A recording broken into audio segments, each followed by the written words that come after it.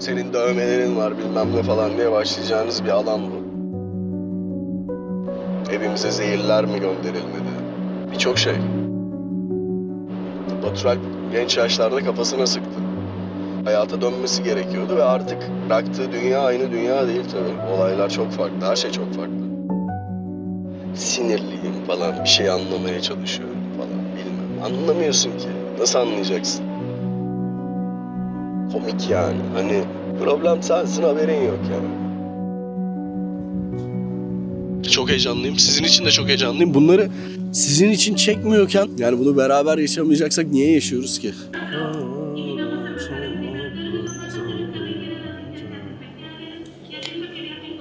Evet, uçuş başlayacak şimdi arkadaşlar. İyi düşünüyorum da. Ezel'de vardı ya. Kavuşursan aşk olmaz ki diyordu. Bayağı derin. Calafate'de şimdi freestyle gideceğim. Yani yer buklamıyorum. Bayağı böyle şey yapmayacağım yani. Plan yapmayacağım. Kafamıza ne eserse modundayız. Kesin olarak gidilmesi gereken yerleri bir çıkaralım istiyorum. Abi çok iyi görüntüler bu arada ya. Yani manyak bir şey olacak yani.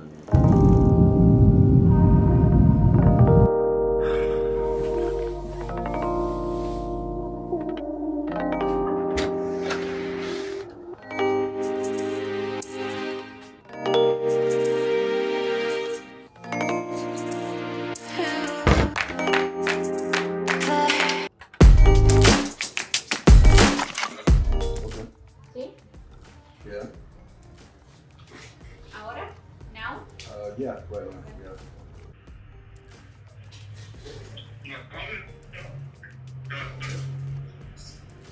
Antarktika'ya gidiyorum. Şu an El Calafate. Şu an araç kiralıyoruz. Normalde ben şey kiralıyordum böyle olduğunda. Karavan. Alıyordum hatta direkt satın alıyordum uzun olacağı için. Şu an hiçbir şey yok ellerimde. Bir tane araba buldum ama işlemleri halletmeye çalışıyorum. Ülke değiştireceğim için de ilave pasaport, yani ilave geçiş şeyi alıyorum. Kablo almaya geldim, şarj kablosu. Şu arkamdaki kız çok yardım. Sunset'e gidiyor. Oradan yemek yiyeceğiz bakalım.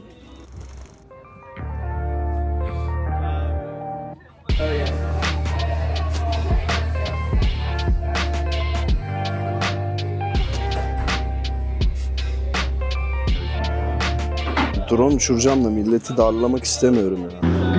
Petersburg'a ne diyorsunuz? Güneşi burada batıracağım. En iyi lokasyon burmuş. Yarın direkt buzullara gidiyorum.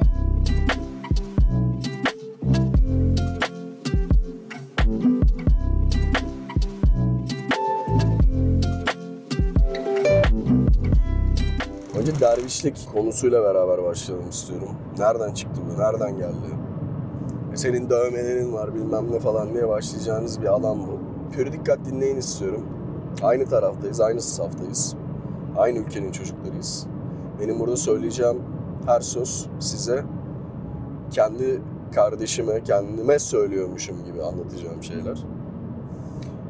Dervişlik hikayesinin aslında başlangıcı babam da ben de, yani ailem, dedem falan da, yani asker kökenli herkes. Babamın dedesi falan da Kore gazisi, yani oradan gelme bir şey. İtaat konusunda çok karakterimiz uymayan, bir şeylere böyle hani çok eyvallah olmayan bir kişiliğe sahibiz. Babam çok uzun yıllar doğuda görev yaptı. Çok sağlam bir askerdi. Ciddi operasyonlarda bulundu. Hayatının çok büyük bir bölümünü vatana hizmet ederek geçirdi. Ya Şırnak'ta, Hakkari'de, Şemdinli'de, Silopi'de, işte Ağrı'da, Çemçe'de, terörün en sağlam yoğun olduğu dönemlerde veya sınır ötesinde de aynı şekilde en baba olduğu dönemlerde görevler aldı. Biz o yüzden ailecek babam ne zaman dönecek, acaba dönebilecek mi gibi öyle bir hayat yaşadık. Yani bu bahsettiğim bayağı aslında zorlu dönemlerdi. Bunun çok ciddi travmaları oldu. Hem babamda hem bizde.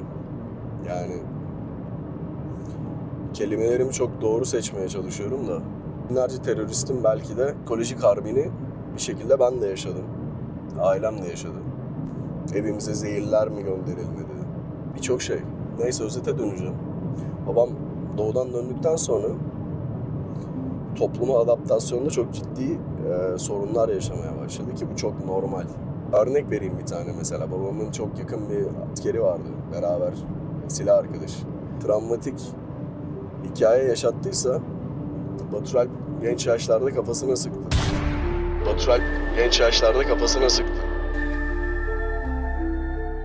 Hikayenin boyutunu öyle görelim. Şimdi birçoğumuz böyle olaylara bakarken hani lay lay lom bakabiliyor ama anlattıklarımı anlayan çok büyük bir kitle vardır burada. Bilirler o dönemleri, 90'ları falan bilirler.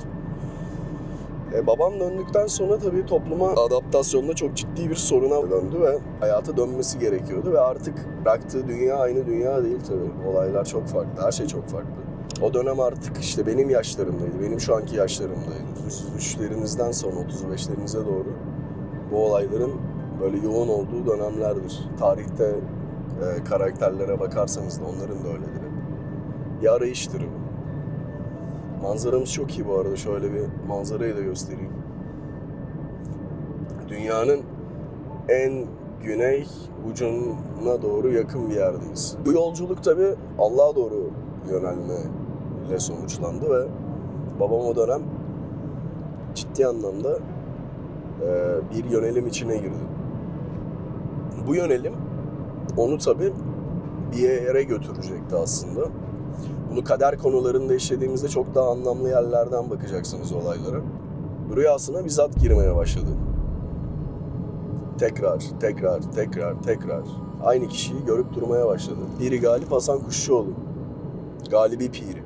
Heyecanlı şekilde tabii zatı bulmaya gitti. Antalya'da bir dağda yaşayan bir zat kendisi. Babam onun yanına gittiğinde hoş geldin evladım, ben de seni bekliyordum diye bir karşılaması oldu. Tabii tasavvufta böyle şeyler vardır. İsmin tecelli etmiş oldum. Hani Murat'ım hoş geldin tarzında bir karşılama. Murat babamın adı. Tabii onunla meçleniyor olmasının da derin anlamları var. Piri Galip, bakın kendisine, çok büyük bir zattır. Kitaplarında çok ileri seviyelerden konuşulur. Atatürk'le tanışmış biridir. Hayatı çok derin aşkla gören çok büyük bir zattır. Çok sevdiğim lafları da vardır. İşte 72 milleti bir görmeyen, halka müderris olsa hakikatte asidir gibi. Uluslararası olaylara bakan, daha böyle global perspektifte alemlere konuşan bir zattır kendisi. Ve olayların bilimsel boyutlarındaki seviyelerini görmüş bir pirdir. Türkiye'de doğruları yanlış insanlar söylediler genelde ve o yüzden çok zorlu bir denklem yaşadı bence ülke. Bizim sınavımız da işte bunları kırıp açılabilmek. Aslında aynı şeyleri anlatıyoruz. Oralara da geleceğim. Zaten göreceksiniz. Birinin Allah dediğine diğeri işte kozmik gibi isimler koyabiliyor ama hikaye hep aynı. Piri Galip, dediğim gibi, derinine indiğinizde Atatürk'le işte tanışmasıyla beraber başlayan bir yolculuk. Ben asker çocuğu olduğum için hem Kanuni'ye, Fatih'e, Yavuz'a, Atatürk'e ayrı hayranlık duyan tarihi komutanları, onların şiirlerini, kahramanlık hikayelerini, aşklarını birine inerek incelemiş, hayranlık duymuş biriyim. O yüzden ben de İslam'la Türklüğü, aynı zamanda Atatürk'ü de bu yapıdan ayırmak çok mümkün değil. Bu konular aslında şu an Türkiye'nin konuştuğu en tartışmaya açık konular.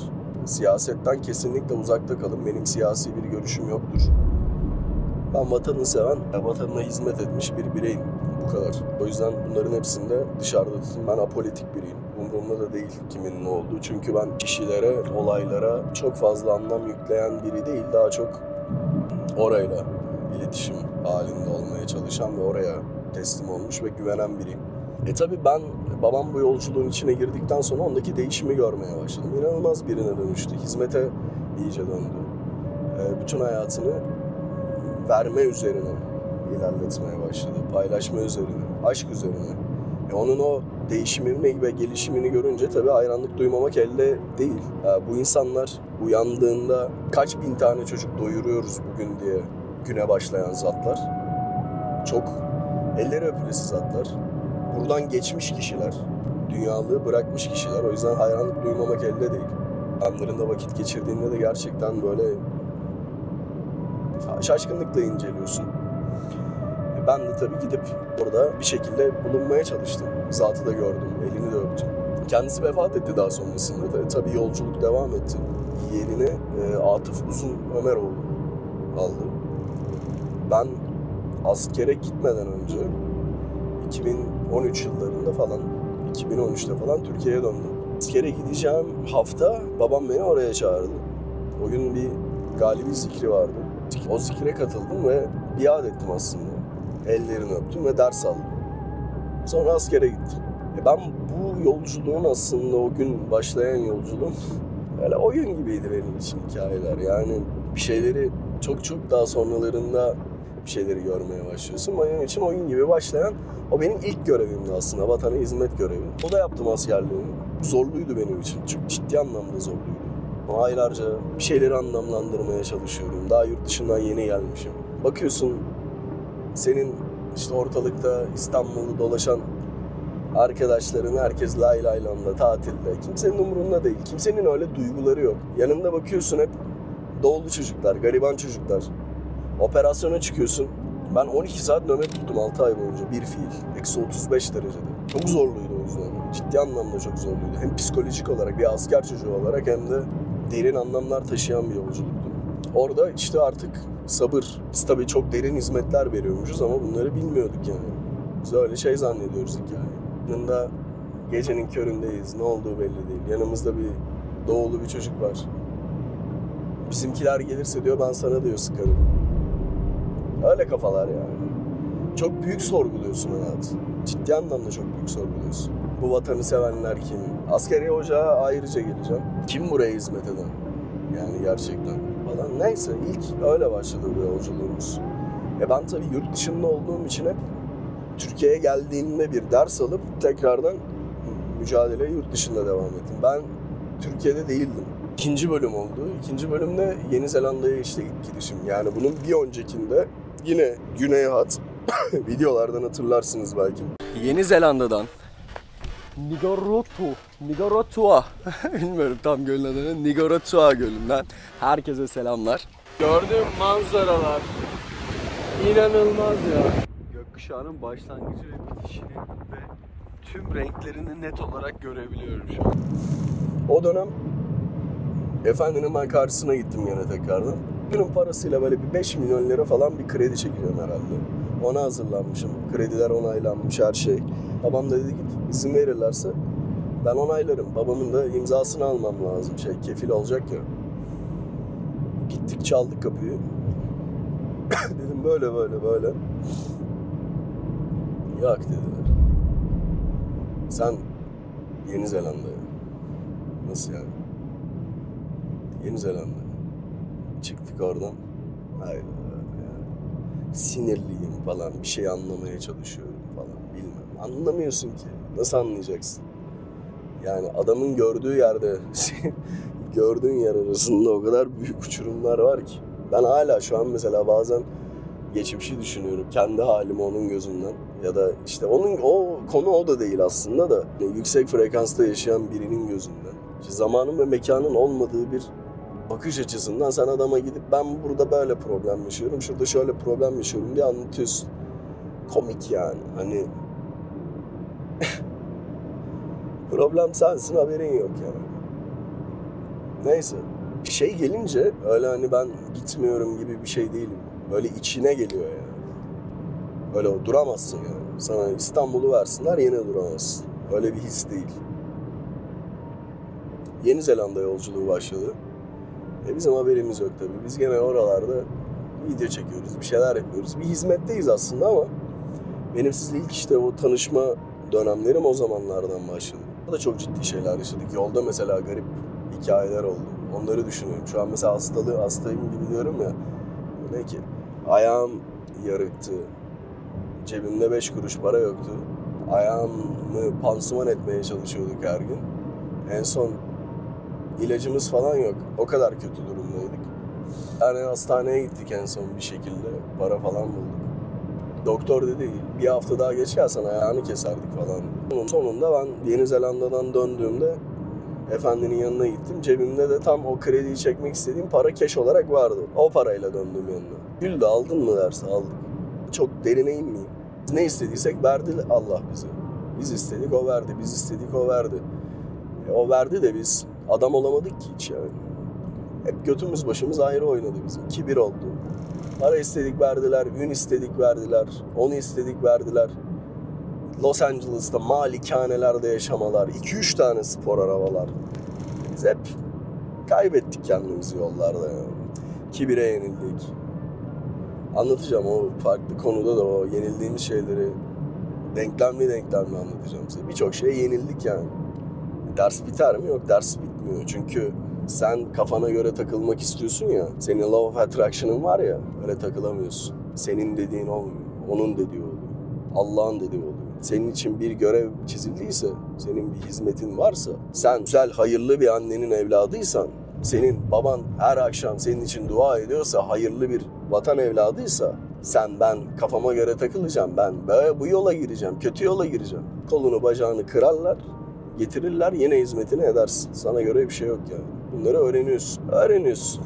Bu arada anlattığım bölüm herkes için olmayacak arkadaşlar. Yani gönlü bu şeyleri almayanlar bu videodan çıksın. Bu videolar alıcısına olacak. Yani mass kitleye yayınladığım bir video serisi değil bu. Alıcısına yaptığım videolar bunlar benim. Çıkıp başka şeyler izleyebilirsiniz. Kendi hayatınıza kaldığınız yerden devam edebilirsiniz. Ben aşkta kalacağım bu arada. Hiç öyle hani serte gitmeyeceğim. Sadece mizaç olarak bazen böyle şey yapabiliyorum ama yolculukta öyle biz hep hizmet ettik değil. Çok fazla kayıplarımız oldu. Çok fazla yanlışlarımız oldu. Çok fazla oldu hem de. Ama o yolda bir şekilde kalmaya çalıştık hep. Bilmesek de. Böyle bahsettiğim şeyler hani ben partiye gittim, kızlarla takıldım falan filan. Yok param vardı gibi değil. Bayağı hikayelerin şeylerinden bahsediyorum. Tepe, zirven o. Hani dünyada da en yaşanılabilecek. Bunları yaşadım diye gurur duymuyorum böyle. Sadece kendimi anlatmaya çalışıyorum. Yaşadığım sınavları anlatmaya çalışıyorum. Ama bunlar yaşandı yani. Bilin diye anlatıyorum. Son Miami'deyiz işte. Partiliyoruz falan, bir şeyler yapıyoruz. İşte vücudumuz iyi. Yok bilmem ne penthouse'undayız falan. Biziz yani sözde. Biziz ya. Tek tokatlık canımız var aslında. Haberimiz yok gibi bir şey. Size kendiniz de bir yere gider misiniz? Gidersiniz ama nereye gittiğinizi bilmeden gidersiniz. O yüzden bir kamil mürşide varmadan olmaz hikayesi odur. Tarih de böyledir. Hepsinin öyledir. Ama aklınızda tutun bunu. Bir kamil mürşide varmadan olmaz. Bir şeyleri fark etmek, bir şeylerin yoluna girmek isterseniz değil zaten öyle bir yolunuz varsa onlar sizi bulurlar. Nasibinizde yoksa da ne yaparsanız yapın olmaz bazen. Türkiye. Okay. Turco. Come back with the ticket. One moment, please. Okay, thank you. Thank you. It's So, 49 kilometers more. okay, thank you so much. Have a good day. Thank you so much. Şimdi bu tekneye atlayacağız. Buradan da Santa Fe ile beraber şuradaki buzullara doğru giriş yapacağız. İnanılmaz görüntüler gelecek. Arazi botumu da giydim. Ne diyorsunuz? Doğuda giydiklerimize benziyor. Amerikan askerleri de bu arada aynılarını giymiş. Şartlar hazır, hava hazır. Her şey hazır şu an. Bakalım neler göreceğiz. Çok heyecanlıyım. Sizin için de çok heyecanlıyım. Bunları sizin için çekmiyorken boşuna çekiyormuşum, onu fark ettim bu arada. Yani bunu beraber yaşamayacaksak niye yaşıyoruz ki?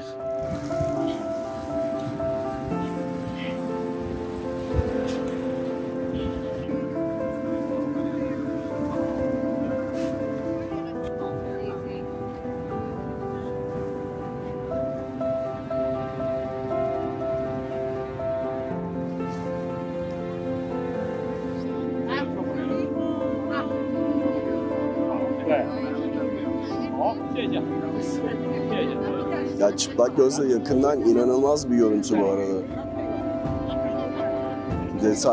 Detaylar mükemmel yani. Oo bakın çöktü. Çöküyor şu an. Çok iyi be. Orada da ayrıca dalga oluyor en dipte de.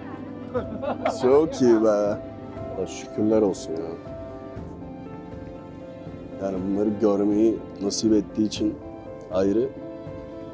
Bana bunları sizle paylaşmayı nasip ettiği için ayrı şükürler olsun. Ben buraya izi bıraktım. Artık bir sonraki gelecek kardeşlerimin görev.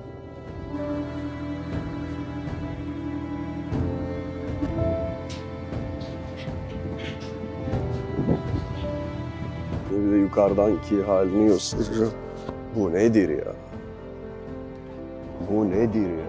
Allah'ım sen bu nedir ya? Nasıl bir şey ya?